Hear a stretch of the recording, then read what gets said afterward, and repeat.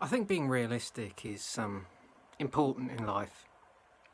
I find one of the mindsets that is hardest to coexist with is real blind optimists. I find them as ugly as people who are nothing but pessimistic. You know, there's some common ground that exists between the two that I find quite appealing. There's nothing worse than somebody who, any situation, they'll find a reason to moan about it. It's a beautiful new sofa you've got there. That couch is gorgeous. That must have cost you a fortune. Yeah, can't use it much though because I'm a martyr to my piles. You know, it's hard work. But yeah, blind optimism, always seeing the rosy side of everything, is difficult because it involves turning a blind eye to too much horror. And when I see people doing that, I've seen a couple of instances of it in my time that I've mentioned, one being a girl, just to really clarify how vulgar it can be. Me and had a friend who went down to the West Country, a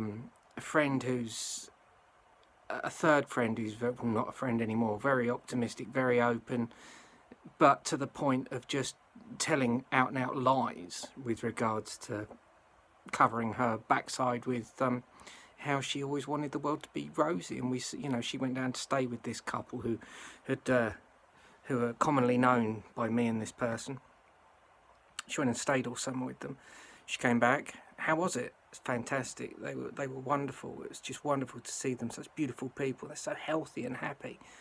And a few months passed, and during the winter, they turned up at a gathering. These two people, and it was planned. I knew they were going to be there. And the male involved in the situation walked through the door, and he was bright purple, bloated, and obviously in a very, very advanced state of alcoholism. All the whites of his eyes had gone yellow. You know, he wasn't long for this world, as it turned out, and it was cirrhosis that took him away. And that whole summer, you know, yeah, he's great, everybody's healthy, everything's fine. And I found that level of blind optimism and lying with regards to that man's health was very hard to deal with. And I know people on a day-to-day basis who are so pessimistic that you just don't want to be around them, and so optimistic that it's equally as hard to be around.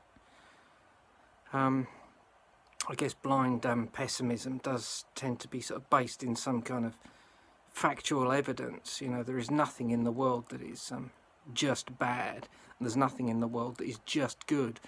But you know, the sort of the darker aspects of life do tend to be more prevalent. There's no getting away from it. But let's get to the point. I had a situation today where I witnessed somebody lying so unbelievably. A case of do as I say, not as I do, and it's a situation where, you know, a few months have passed, I feel better about myself and I'm stronger in myself, and I just thought, F you. Something I haven't got to deal with in my life anyway, but it was just a sort of mutual person that we have to deal with, me and this person, and I just heard them committing the most enormous, heinous, lacking in self-awareness gobshite I've ever heard in my life. You know, it would be like me criticising somebody and saying their point isn't worth listening to because they have blue eyes, glasses, a greying beard with ginger bits in it, a nose ring and 2 earrings in their left ear. It would be as absurd as that. You know, that's how intense it was. I don't want to go into it in its minutest forms, but I'm finding that also there are things in life that I get very irate about, that if you don't do something about them, you might as well just look at yourself as being your own whipping boy.